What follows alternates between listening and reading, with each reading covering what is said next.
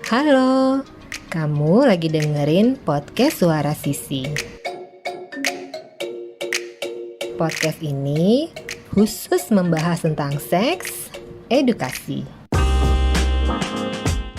Gue inget tuh dulu ya, gue tuh punya temen yang sampai trauma dan hampir malu nggak sekolah, nggak pingin sekolah karena dia mens di sekolah.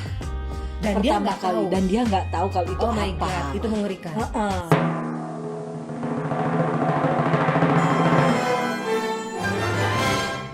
Ya, hari ini kita mau ngebahas apa lagi? Kita masih membahas tentang pentingnya edukasi seks pada anak. Edukasi seks pada anak. Panjang kayaknya ya pembahasan ini ya. Ya karena kan tiap umur punya fase pendidikan yang Masing-masing. berbeda. Oke. Kemarin itu kita sudah membahas pendidikan yang dini banget ya. Anak-anak dari umur 0 sampai kalau nggak salah sekitar 5 tahunan. Ya. Jadi benar-benar Ya. yang masih sangat-sangat dini. Ya. Nah, sekarang kita lanjut ke setelah umur 5 tahun. Apalagi nih yang harus kita ajarkan atau harus kita kita kasih tahu ke anak, kita kenalin ke anak apalagi? Ya sebelum itu mungkin sis kita perlu memberikan alasan kenapa sih anak itu perlu pengetahuan gitu Oke, kan. apa tuh? Bahwa selain dia tahu tentang jati diri dia sebagai laki-laki atau perempuan, Oke. itu juga akan jadi dasar dia untuk tidak menjadi korban. Tidak menjadi korban, Ya, oke. tidak menjadi korban terutama ya belakangan ini kan banyak tuh pelecehan seksual. Pedofil Iya, menyeramkan itu yang ya. menyeramkan itu dengan memanfaatkan keluguan anak. Ketidaktahuan anak. Betul. Kenapa mereka tidak tahu? Karena Tidak dikasih diajarkan. tahu. Iya, karena kan masih banyak orang tua yang menganggap bahwa seks itu hanya untuk urusan orang dewasa. Agak mengerikan, agak ngeri sih kalau sampai dia cari tahu justru ke tempat yang salah. Apalagi ketika anak-anak mau masuk pubertas ya. Hmm. Punya pengalaman nggak sih ketika dulu mau pubertas terus tanyanya ke siapa? Gue hidup di era dimana pendidikan seks masih belum diutamakan, masih belum digencarkan. Jadi tidak ada persiapan, tidak ada pengetahuan sebelum akhirnya jeng-jeng tiba-tiba menstruasi seperti itu. Agak-agak kacau ya. Agak. Gue inget Iya. tuh dulu ya, gue tuh punya temen yang sampai trauma dan hampir malu nggak sekolah, nggak pingin sekolah karena dia mens di sekolah.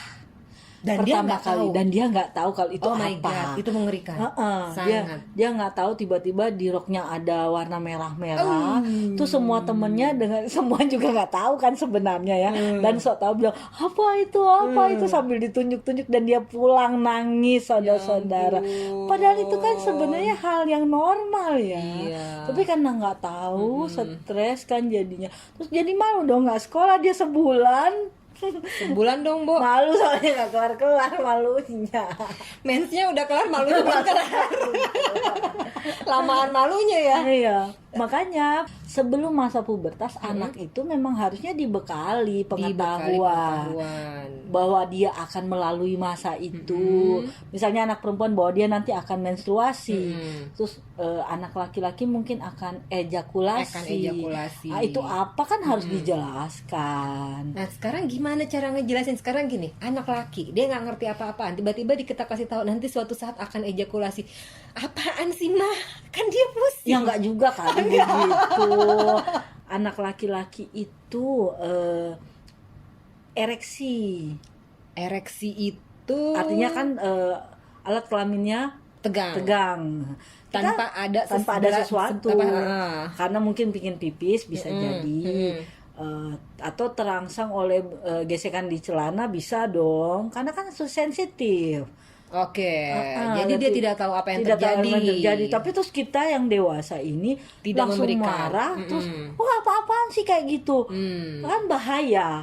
Terus kayak dia merasa bahwa ereksi itu suatu yang memalukan dan berbahaya, terus dia nggak bisa ereksi seterusnya, bagaimana kira-kira? Serem, Bo. Kebayang dong masa depannya kayak apa? Suram. Iya, banget, bahaya kan. Dan dia akan meminta supaya penisnya tidak pernah tegang. Dan kejadian. Iya, itu kan Serem ya? mengerikan. Ya makanya jadi memang di umur mungkin sebelum pubertas kita harus memberi pengetahuan. Aku pernah punya teman dulu karena orang tua ya zaman itu mungkin tidak memberi pengetahuan. Ketika payudaranya mulai tumbuh, apa yang dia lakukan? Dibebat. Dibebat karena malu. Oh my god. Karena mungkin di antara teman-teman sekelas baru dia. Sementara itu mungkin sekitar kelas 5 atau kelas 6 SD. Itu ketawanya gara-gara dia pingsan di kelas. Rupanya kan gak bernapas. Terlalu ketat dong, gak bernapas. Terus dia pingsan. Terus sama guru kelas kan dibawa ke UKS. Nah, di UKS ditanya, kamu memang punya riwayat asma? Kalau sekarang sih lucu, dulu itu pasti panik lah. Enggak gitu. Terus kenapa kok dia sesak napas soalnya? Bukan karena corona ya. Gue jadi inget iklan itu ya, iklan obat asma itu ya, yang pakai tali. Iya, itu dia kayaknya terinspirasi sama iklan itu ya. Nah, itu terus dia bilang kalau itu dia ngikat badannya itu biar karena kan memang mungkin karena dia lebih besar badannya, dia bertumbuh gitu. Dia takut kalau dia terlihat berbeda dengan yang lain kan, jadi seram gitu. Berbahaya dong. Berbahaya sekali itu, agak-agak serem ya.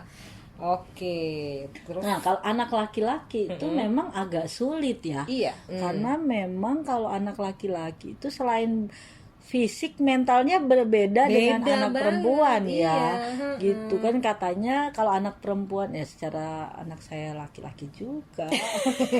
Anak perempuan itu ketika dia pubertas cara berpikirnya pun juga jadi berubah. Nah sementara anak laki-laki sepertinya tidak ya. Sepertinya anak laki-laki akan tetap menjadi anak laki-laki sampai kapanpun. Boys will be boys. Boys will be boys.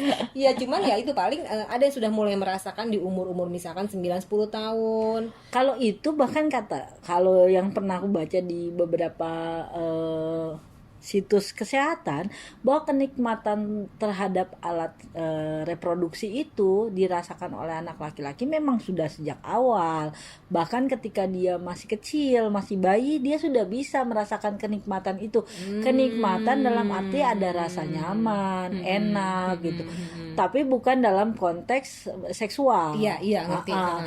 Cuman adalah ketika bentuk pubertas yang di perempuan secara fisik lebih nyata, di laki-laki memang agak terlihat tapi samar. Itu misalnya, yang agak susah ya. Kan pertumbuhan penis kan nggak kelihatan Bu. Kalau cewek kan payudara masih kelihatan. Nah, kalau penis dan testis kan kalau tidak penis bisa. dari kecil udah ada, cuma tinggal membesar atau enggak. Iya itu. Terus paling yang terlihat adalah yaitu tadi jerawat.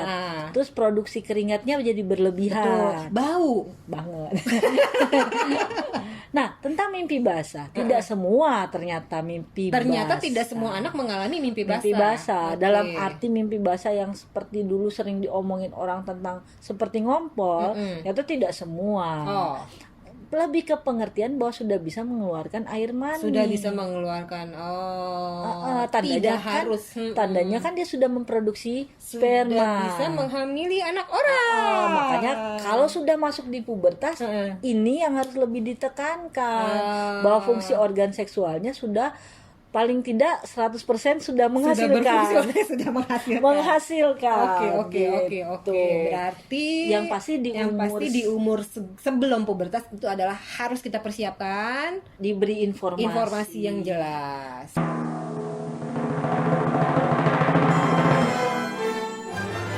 Oke, sampai di sini dulu ya obrolan kita mengenai seks edukasi kali ini. Ketemu lagi di Suara Sisi episode berikutnya. Bye.